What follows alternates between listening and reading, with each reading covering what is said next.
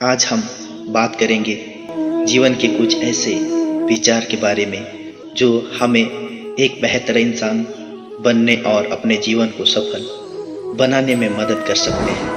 पहला सूत्र है, वर्तमान अवस्था में मुक्त होना चाहते हो तो अपनी मानसिकता दुर्बलता को दूर करो। मजबूत मानसिकता स्थिति के साथ ही परिवर्तनशील निर्णय लिए जा सकते हैं।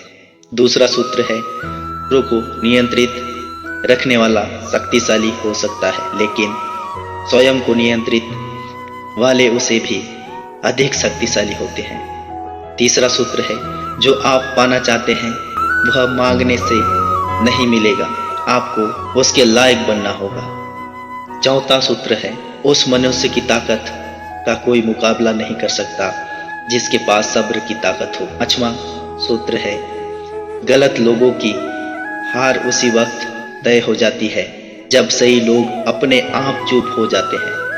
छठवां सूत्र है, यह आवश्यक नहीं है कि हर स्थान पर हम उत्तर दें। कुछ बातें हमें ईश्वर के ऊपर छोड़ देनी चाहिए, क्योंकि जब ईश्वर उत्तर देता है तो सारा संसार मौन होकर सुनता है।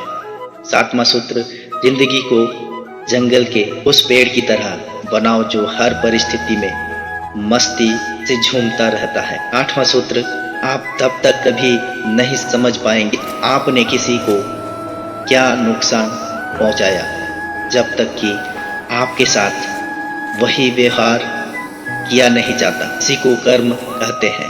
नौवां सूत्र है, जब कोई हाथ और साथ दोनों ही छोड़ देता है तब कुदरत कोई ना कोई उंगली पकड़ने वाला भेज देता है, उसी का नाम कान्हा है।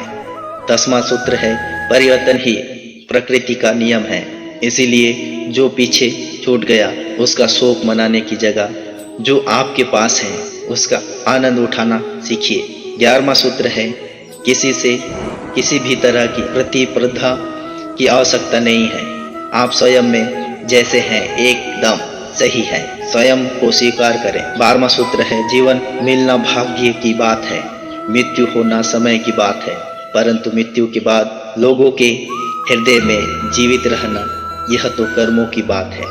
आपकी उपस्थिति से कोई व्यक्ति स्वयं के दुख भूल जाए तो यही आपकी उपस्थिति का महत्व है। 14वां सूत्र, प्रसन्नता की अभिव्यक्ति कहीं की जा सकती है, परंतु पीड़ा अभिव्यक्त करने के लिए कोई खास अपना चाहिए होता है। 15वां सूत्र है, भगवान से प्यार और इंसान से प्यार में क्या फर्क है।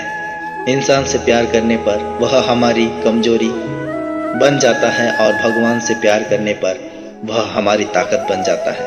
16वां सूत्र है, बांसुरी न स्वर्ण की होती है न रत्न की, परंतु इसके स्वर हर किसी के मन को अपनी ओर खींच लेते हैं।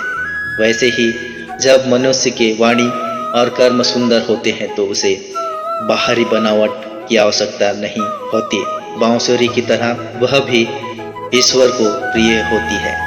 17वां सूत्र, अगर आपकी समस्या जहाज जितनी बड़ी है तो भूले नहीं प्रभु कृपा सागर जितनी बड़ी है। 18वां सूत्र, प्रसन्नता के लिए बहुत कुछ एकत्र करना पड़ता है, ऐसा हम समझते हैं।